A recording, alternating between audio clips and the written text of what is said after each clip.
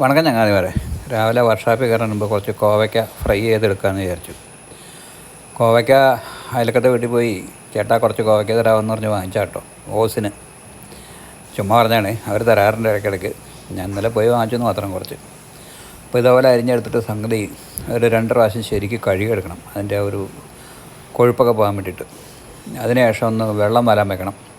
കുറച്ച് ശരിക്കും ഒന്ന് ട്രൈ ആവുന്ന വരെ വെള്ളം വാലാൻ വെച്ചാൽ നല്ലതാണ്. അല്ലെങ്കിൽ വെയിലുണ്ടെങ്കിൽ 2 മിനിറ്റ് വെയിലത്തിട്ടാലും മതി. അത് കഴിഞ്ഞിട്ട് അവനെ എടുത്ത് വേറൊരു ബൗളിലേക്ക് മാറ്റി കഴിഞ്ഞിട്ട് കുറച്ച് മൂത്തതൊക്കെ ഉണ്ട് അതിനകത്ത്. അതാണ് ഈ റെഡ് കളറിലൊക്കെ കാണുന്നത്. അപ്പോൾ അതിനകത്ത് കുറച്ച് അനുസാരികൾ ചേർക്കാനുണ്ട്. ആദ്യമായിട്ട് നമുക്ക് അതിനകത്ത് ചേർക്കേണ്ട സംഭവം എന്ന് പറഞ്ഞിട്ടുണ്ടെങ്കിൽ കാശ്മീരി മുളക് പൊടിയാണ്. ഇത് കാശ്മീരി മുളകാണ്. ചേർക്കുന്ന ക്വാണ്ടിറ്റി കണ്ടിട്ട് ആരും ഇത്ര എരിവ് വേണോ എന്ന് വിചാരിക്കേണ്ട. അതിന് എരിവില്ല, ചെറിയൊരു എരിവ് അത്രേ ഉള്ളൂ. കളറാണ് മെയിനായിട്ടും, കൊഴുപ്പും. അപ്പോൾ കാശ്മീരി മുളക് പൊടി ആവശ്യത്തിനിടുക. അതിനുശേഷം നമുക്ക് ചെയ്യേണ്ട സംഭവം എന്ന് വെച്ചിട്ടുണ്ടെങ്കിൽ കുറച്ച് മഞ്ഞൾപ്പൊടി ഇടാം.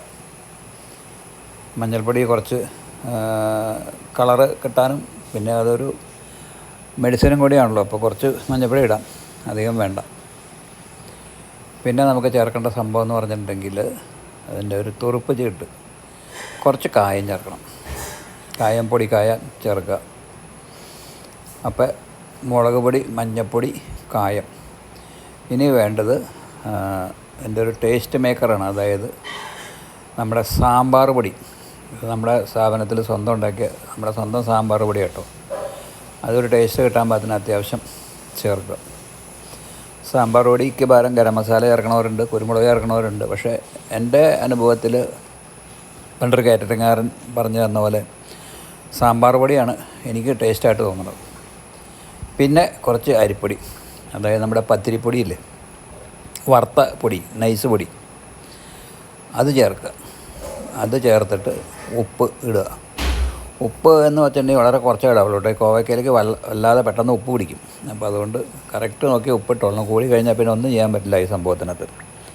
അപ്പോൾ അതുകൊണ്ട് ഒരു പ്രാവശ്യം ഉപ്പിട്ടിട്ട് ഒന്ന് മിക്സ് ചെയ്തിട്ട് പിന്നെ വേണമെങ്കിൽ ബാക്കി ഉപ്പ് ചേർത്താൽ മതി. ഒറ്റ തവണയായിട്ട് ഉപ്പ് ചേർക്കരുത്, ഞാൻ എല്ലാ പ്രാവശ്യവും പറയാറുണ്ട്. ഇതിനെ ശരിക്കും ഒന്ന് മിക്സ് ചെയ്യാം.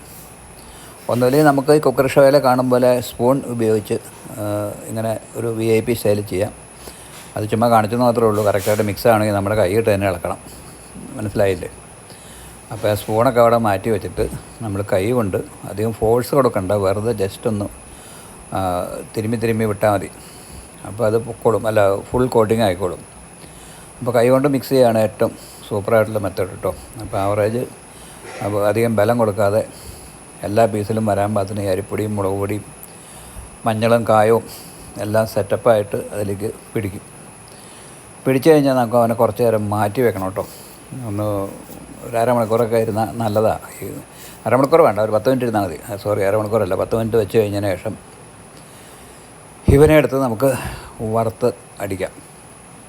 നല്ല ടേസ്റ്റുള്ള സംഭവമാണ്. അപ്പോൾ വെളിച്ചെണ്ണ സ്വർണ്ണത്തിൻ്റെ വിലയുള്ള സംഭവമാണ്. അപ്പോൾ അത് കുറച്ച് ചേർക്കുക. അത് കഴിഞ്ഞിട്ട് ആവശ്യം പോലെ ഈ സംഭവം അങ്ങോട്ട് വാരിയിടുക. അത് ഓരോന്നായിട്ട് ഇടാൻ നോക്കുകയൊന്നും വേണ്ട കേട്ടോ. അത് തന്നെ അത് സെപ്പറേറ്റ് ചെയ്തോളും. ഉള്ളിൽ ചെല്ലുമ്പോൾ, അല്ല വെളിച്ചെണ്ണ ചൂട് ചെല്ലുമ്പോൾ തന്നെ വിട്ട് വെക്കോളും. അപ്പോൾ ആദ്യം കുറേ അങ്ങോട്ട് വാരിയിട്ടിട്ട് കുറേ നേരത്തേക്ക് തൊട്ട് കഴിഞ്ഞാൽ പിന്നെ അതിൻ്റെ ആ കോട്ടിങ്ങൊക്കെ അതിനകത്ത് നിന്ന് പൊളിഞ്ഞു പോകും. അപ്പോൾ ഒരുവിധം മൂപ്പതിന് ശേഷം അതൊക്കെ ഇളക്കി കൊടുക്കാം. ഇളക്കി കൊടുത്തു കഴിഞ്ഞാൽ നല്ല അത്യാവശ്യം ക്രിസ്പി ആയിട്ടുള്ള കോവയ്ക്ക പൊരിയൽ, അല്ല കോവയ്ക്ക ഫ്രൈ, കോവയ്ക്ക വറുവൽ കിട്ടും. ഇത് നമ്മുടെ നാട്ടിൽ വീടുകളിലൊക്കെ പലരും ചെയ്യണവരുണ്ട്. ഞാൻ ചുമ്മാ നെട്ടുന്ന മാത്രമേ ഉള്ളൂ. കുറേ പേര് ഇത് പറഞ്ഞപ്പോൾ അവർക്കറിയില്ല. കോവയ്ക്ക തോരൻ അങ്ങനെ പല സംഭവം അല്ലാണ്ട് വറുത്ത് കഴിഞ്ഞിട്ട് ക്രിസ്പി ആവണില്ല, സുഖമില്ല, വെളവിളാന്നിരിക്കുക എന്നൊക്കെ പറഞ്ഞു.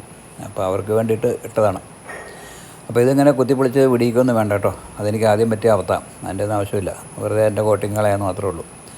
ഇത് കുറച്ച് കഴിയുമ്പോൾ തന്നെ ഉമാർ തമ്മിൽ വിട്ടോളും. അവർ തമ്മിൽ അത്ര യോജിപ്പൊന്നുമില്ല. ഈ നമ്മളെ കാണുമ്പോൾ ഇവർ ഒട്ടിപ്പിടിച്ചിരിക്കണമെന്ന് മാത്രമേ ഉള്ളൂ. അത് എണ്ണയ്ക്കകത്തേക്ക് ചെല്ലുമ്പോൾ ചൂടായി കഴിയുമ്പോൾ അവൻ്റെ സ്വഭാവം കാണിക്കും. അവർ വേറെ മാറിപ്പോക്കോളും. അപ്പോൾ അങ്ങനെ 2-3 ബാച്ചായിട്ട് നിങ്ങളുടെ കയ്യിലുള്ള എണ്ണയുടെ സ്റ്റോക്ക് പോലെ അത് വറുത്തെടുക്കുക. ഒരു 2-3 പച്ചമുളക് വെച്ചിട്ട് കറിവേപ്പില ആ ചട്ടിക്കകത്തേക്ക് വറുത്തെടുത്തിട്ട് ഇവന് ചോറിൻ്റെ കൂടെയോ അല്ലെങ്കിൽ വെറുതെ ചായ കുടിക്കുമ്പോൾ ടച്ചിങ്സ് ആയിട്ടോ ഒക്കെ ഉപയോഗിക്കാം. അപ്പോൾ ഓക്കെ, വലിയ കാശ് മുടക്കില്ലാത്ത സംഭവം. ചുമ്മാ ഒന്ന് ട്രൈ ചെയ്ത് നോക്ക്.